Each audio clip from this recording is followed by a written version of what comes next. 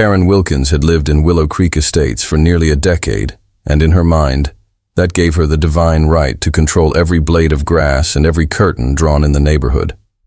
After years of bullying her way through board meetings and silencing dissenting voices with her aggressive interpretations of the HOA bylaws, she had declared herself the de facto queen of the community.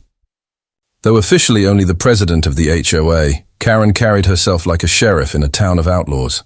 She kept a laminated copy of the community rules in her purse, a clipboard always in hand, and, her prized possession, a brass master key that she swore could open every home in the neighborhood. She called it her authority key, claiming it was essential for emergency checks, though most residents had never authorized anything of the sort. It was no secret Karen had a problem with change, especially when new residents moved in without paying her homage. So when Marcus Hale, a soft-spoken yet strong-willed man in his late 30s, moved into the corner house on Oak Ridge Drive with his teenage son Jaden, Karen's radar went wild. He was polite, kept to himself, and worst of all, didn't immediately fall in line with her expectations. From the moment his moving truck pulled in, she had her eye on him. She knocked on his door within the first hour of arrival with a welcome packet full of HOA warnings, disguised as friendly advice. Marcus had smiled and thanked her, but didn't seem the type to be intimidated. He didn't attend the first HOA meeting she invited him to. He didn't ask her permission before repainting his shutters a tasteful navy blue. And most recently, he had planted a small garden in the front yard, without submitting a landscaping plan. Karen had added that to her violation watch list.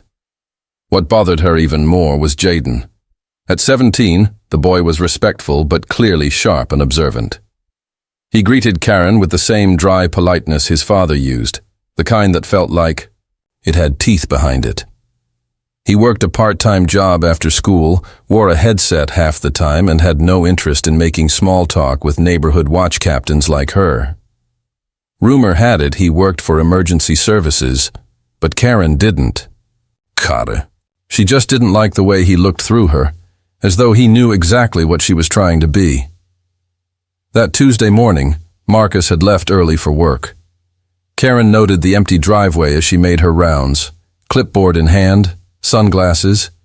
Perched arrogantly on her nose, she decided it was the perfect opportunity to address what she called a potential code breach. Her justification was the rumor that Marcus might be renting out part of his home to non-registered guests, an unfounded suspicion. But in Karen's world, suspicions were proof. She marched across the freshly mowed lawn, bypassed the "No Soliciting" sign on the door, and confidently pulled out her master key. A smug smile crept across her lips as she inserted it into the lock. Nothing. She turned it again. The lock didn't budge. She frowned and tried another twist, applying more force. Still. Locked. A neighbor across the street paused while watering her plants, eyeing Karen with raised eyebrows. Karen ignored her and jiggled the key once more.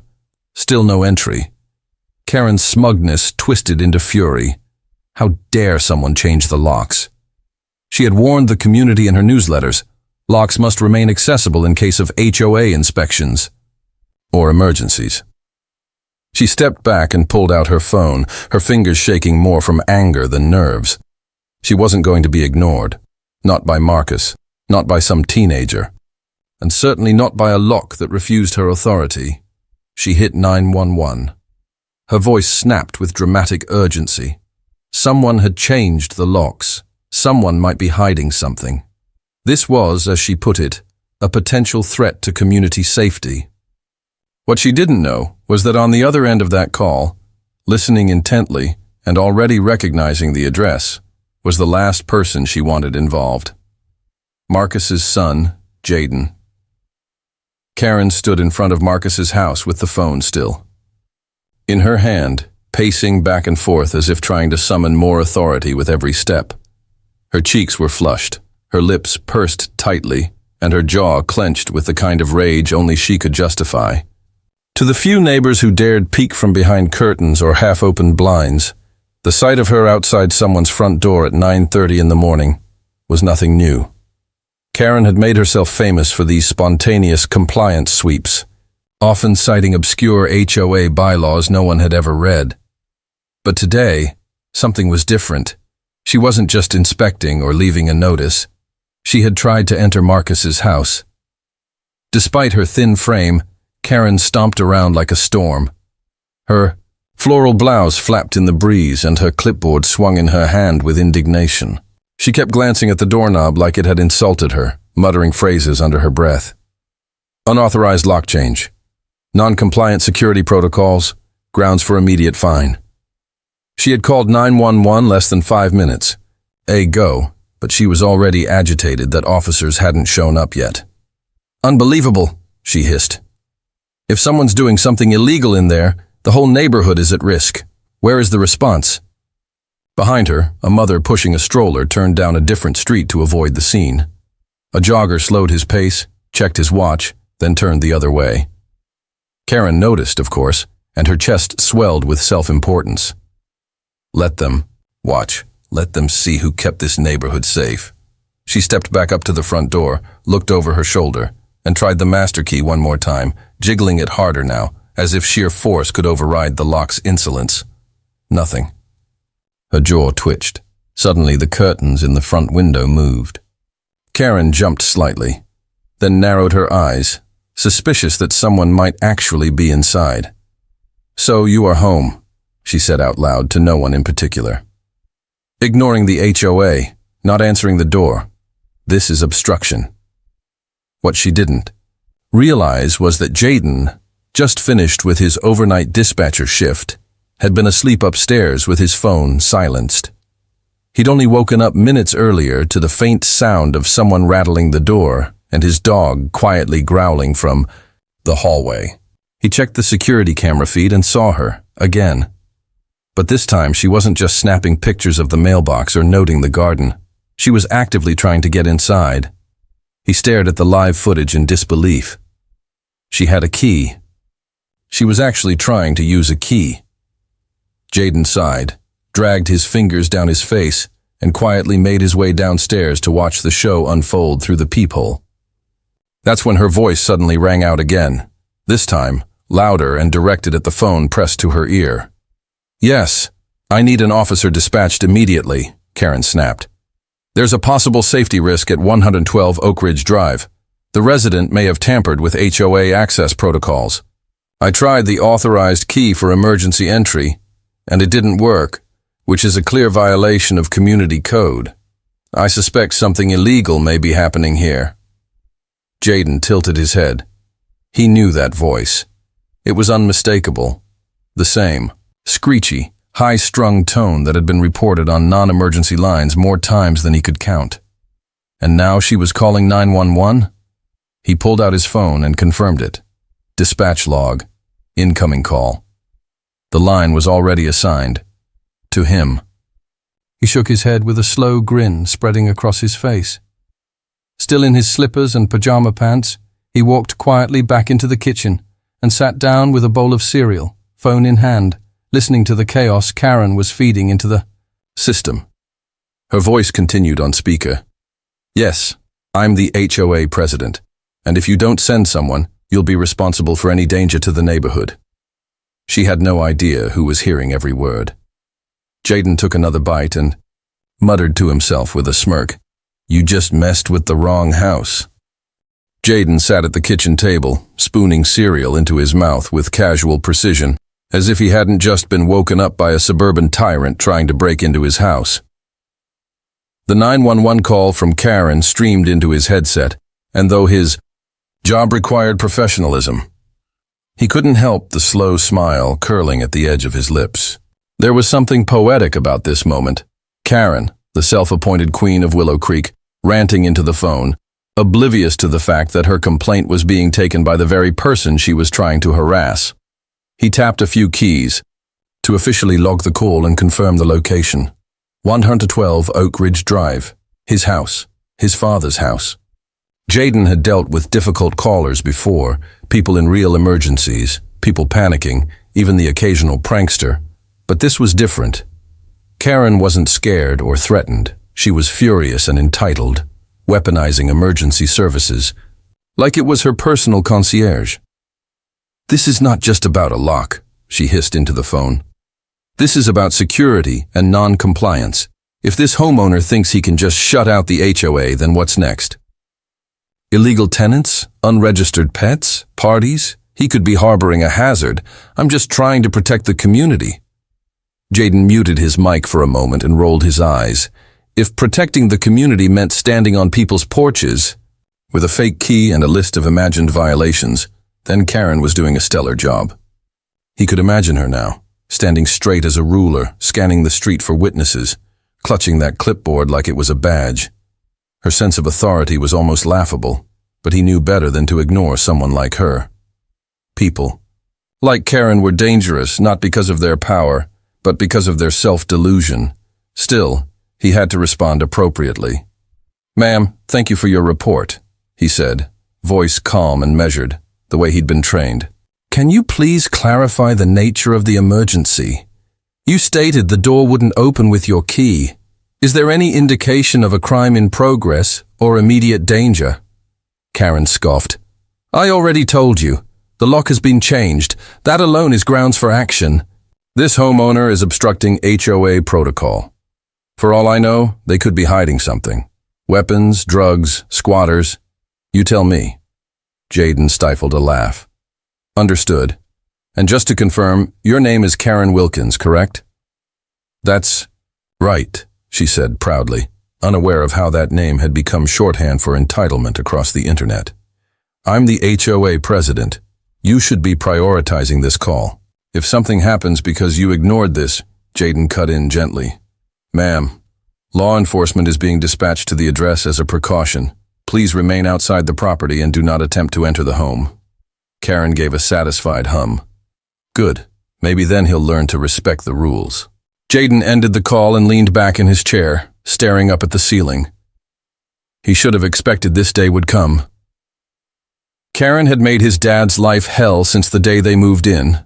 Fines for imaginary violations, constant notes on the mailbox, and public shaming at HOA meetings they didn't even attend.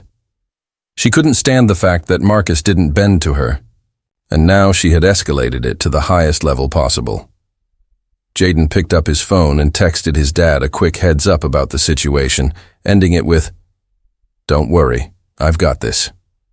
He then radioed in the situation to the local patrol car, a pair of officers he knew personally. "Hey, we've got a call from a Karen Wilkins over at Oak Ridge Drive. Claims emergency HOA lock drama. No real threat, but she's trespassing and causing a scene." The responding officer laughed on the other end. "You serious? That Karen?"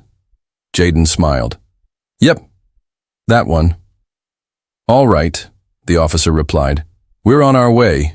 Should be fun."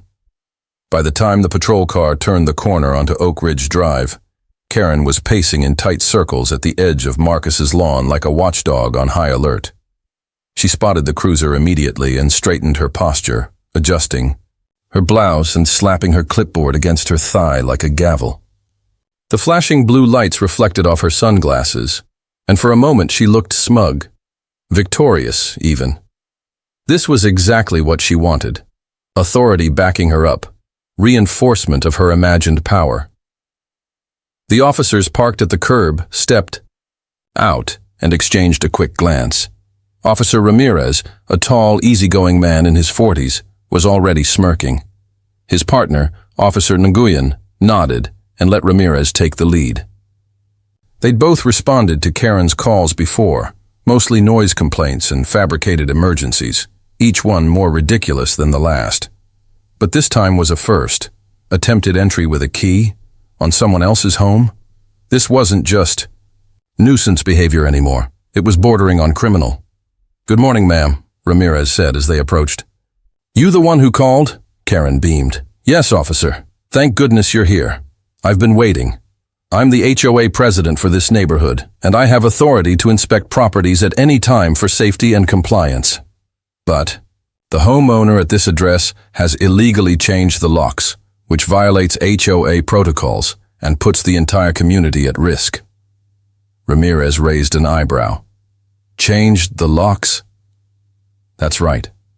I have the master key, she said, holding it up like a sacred relic. It works on every home. Except this one, and that's not acceptable. Nguyen glanced at the front door, then back at her. And just to clarify, you attempted to unlock someone's private residence while they weren't home? Karen scoffed. I didn't attempt. I performed a necessary compliance check. The fact that I couldn't get in proves he's violating code. I'm trying to keep the community safe. I shouldn't be the one under question here. Ramirez's tone shifted just slightly. Ma'am, do you have written permission from the homeowner to access their property? Karen looked genuinely offended. I don't need written permission. I'm the president of the HHOA. That's not how the law works, Nguyen said calmly. This is a private residence. Attempting to enter it without the homeowner's consent is considered trespassing. And using a key you weren't given permission to use could be seen as attempted unlawful entry. Karen's face dropped. Her mouth opened slightly, but no words came out. At that exact moment, the front door opened. Jaden stepped out. Phone in hand, wearing a hoodie, sweatpants, and a look of total amusement. Everything all right out here? He asked. Karen spun to face him. You're here? You were home this whole time? Jaden nodded. Sure was. I heard the rattling at the door, so I checked the security footage. Then I got a call from a woman named Karen Wilkins. Sounded pretty familiar. So I took it. Karen blinked. You took the call? I'm the dispatcher, he said casually. You called 911 on my house. Ramirez barely hid his laughter, while Nguyen let out a short, sharp chuckle. Karen's eyes flickered between the three of them, her grip on her clipboard tightening like a vice. Jaden turned to the officers. Thanks for coming out. I didn't want it to escalate, but I figured it was better if you guys handled it. Ramirez nodded. No problem. We've dealt with this one before. We'll have a little talk with her. Karen took a step back, now visibly flustered. This is a misunderstanding. I didn't know that it was my house. Jaden said, finishing her sentence with a raised eyebrow. Or that you're not above the law? Karen opened her mouth again, then closed it, realizing anything she said now would only dig her hole deeper. Nguyen stepped forward. Ma'am, we're going to need to ask you to leave the property, and we'll be filing a report about this incident. Misuse of emergency services is a serious offense. Karen's face turned pale. For once, she had nothing to say. The air felt heavier, as Karen stood motionless at the edge of the lawn, her authority draining with every word spoken by the officers. Her signature self-confidence had cracked, and in its place was a quiet panic she tried desperately to hide. For years she had relied on her title, her tone, and her relentless enforcement of neighborhood rules to keep herself above scrutiny. But now, in broad daylight, she was being told, plainly, publicly, that she had crossed a line. And worse, the person on the receiving end of her abuse wasn't just any resident. It was the son of the man she'd been harassing for weeks, and he worked in emergency dispatch. Jaden stood calmly on the porch, arms crossed, watching the scene unfold. His expression was unreadable, but the edge of a grin played at his lips. It wasn't satisfaction he felt, not entirely. It was vindication. For months, he'd watched this woman target his father over petty infractions. A mailbox that wasn't standard size. A garden that was too informal. A front door color she claimed violated aesthetic continuity. She never showed up with kindness or neighborly concern. Only rules, demands, and threats of fines. But this time she had gone too far. Ramirez pulled out a small notepad, flipping it open with practiced ease. Just for the record, ma'am, you attempted entry using this so-called master key. Can you tell us who issued it? Karen hesitated. The board approved it. Years ago. I've always had it. Any documentation to support that? Her mouth opened, but no words came. Well, no, but it's been accepted practice. Nguyen stepped in gently. Accepted by whom exactly? Because if no homeowners have given written consent for you to enter their homes, even during so-called inspections, that key isn't a symbol of authority. It's a liability. Karen's face flushed red. I'm not a criminal. I was just trying to enforce community standards. You made a 911 call, Jaden said, his voice calm but direct, claiming there was a potential crime happening here. Because your key didn't work, and you did that without any actual evidence of wrongdoing. That's not community enforcement. That's abuse of emergency resources. Ramirez nodded. We've had several calls from you over the past year.